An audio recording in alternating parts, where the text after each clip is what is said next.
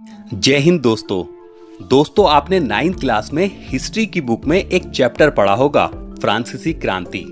जब आप इस चैप्टर को पढ़ते हैं तो आपको पता चलता है कि उस समय फ्रांस 3 स्टेट में बटा हुआ था। फर्स्ट स्टेट, सेकंड स्टेट और थर्ड स्टेट। फर्स्ट और सेकंड स्टेट को फ्रांस के लोग कर देते थे। फर्स्ट स्टेट को देने वाले कर को ताइद कहा जाता था और सेकंड स्टेट को दिए जाने वाले कर को टाइल कहा जाता था। सोच रहे हैं थंबनेल तो बीएसएनएल क्रांति के नाम से पड़ा था, मगर हम आपको फ्रांसीसी क्रांति का ज्ञान क्यों पेल रहे हैं? नहीं, ऐसा बिल्कुल भी नहीं है। हम आपको ये बताना चाह रहे हैं कि जिस तरह फर्स्ट और सेकंड स्टेट मिलकर फ्रांस के लोगों की कमाई का 20% ले जाते थे, ठीक उसी तरह आज भारत की 3 संचार कंपनी आपको 5G के नाम पर आपके दिए जा रहे पहले के भुगतान से 20% ज्यादा भुगतान करवाने लगी हैं। और मजे की बात तो ये है कि आप लोग भी इन कंपनियों की कठपुतली बने हुए हैं, क्योंकि आपके पास भी कोई रास्ता नहीं है इन कंपनियों की मनमानी के खिलाफ कोई एक्शन लेने का, जैसे फ्रांस में थर्ड स्टेट के लोगों के पास नहीं था। अब भैया फ्रांस के थर्ड स्टेट के लोगों के पास तो कोई भी विकल्प नहीं था फर्स्ट और सेकंड स्टेट से बचने का, लेकिन आप लोगों के पास में एक विकल्प है। वो विकल्प है अपने नंबर को पोर्ट कराने का। लेकिन पोर्ट कराकर किस दूसरे विकल्प की ओर जाएं? क्योंकि मार्केट में तो इन 3 कंपनियों के पास सबसे ज्यादा शेयर होल्ड हैं, जैसे जियो के पास 40%, एयरटेल के पास 33%, वीआई मतलब वोडाफोन प्लस आइडिया के पास करीब 12 से 15%। तो तकरीबन 85 से 88% शेयर तो इन 3 कंपनियों के पास है। ये ऐसा है जैसे फ्रांस में 2 स्टेट आपस में किसी मसले पर माड़वाली करके अपना वोट एक ही जगह पर डाल देते थे और थर्ड स्टेट सिर्फ दोनों स्टेट का मुंह ही ताकते रह जाते थे, जैसे आप इन कंपनियों का मुंह ताक रहे हैं।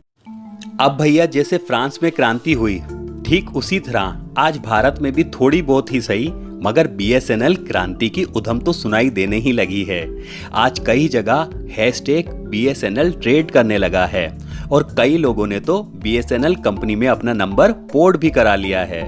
कई कराने के बारे में सोच रहे हैं, लेकिन जो सोच रहे हैं वो थोड़ा बहुत बीएसएनएल की सर्विस को लेकर के चिंतित हैं, क्योंकि इतिहास बीएसएनएल की सर्विस का काफी खराब अनुभव बयान करता है।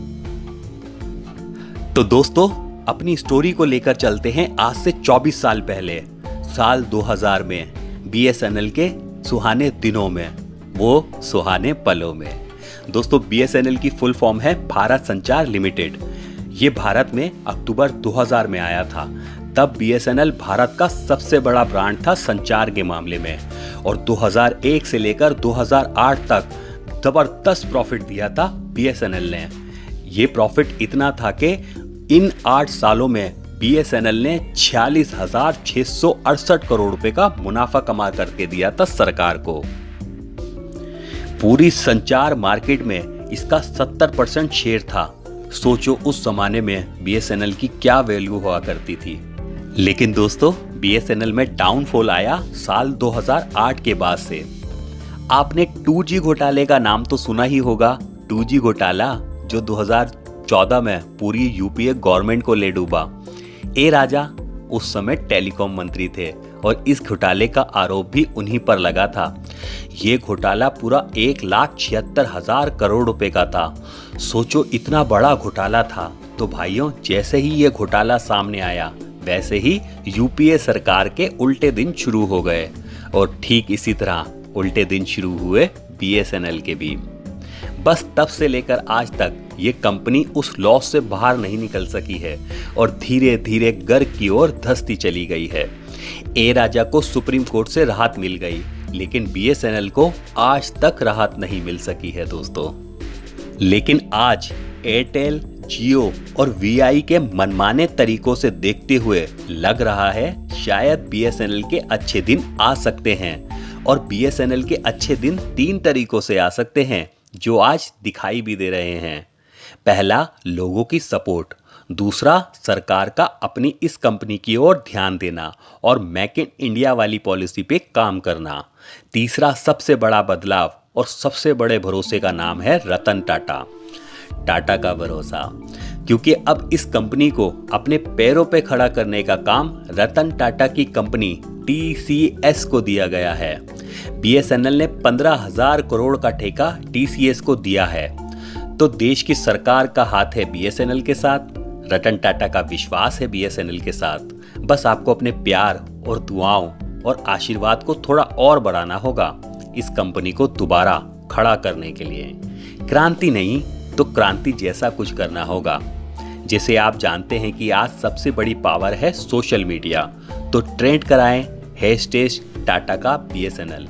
यकीन मानिए, अगर इस क्रांति को हमने सफल कर दिया तो कल ये भी एक इतिहास बन जाएगा। अगर ये इतिहास बना तो दोस्तों इसे क्या नाम से पढ़ा जाएगा? मेरे ख्याल से BSNL क्रांति। तो दोस्तों, वीडियो पसंद आई हो तो चैनल को लाइक और सब्सक्राइब करना ना भूलिएगा। अगली वीडियो तक करिए इंतज़ार। तब तक अपना बहुत बहुत ख्याल रखिए। Bye bye.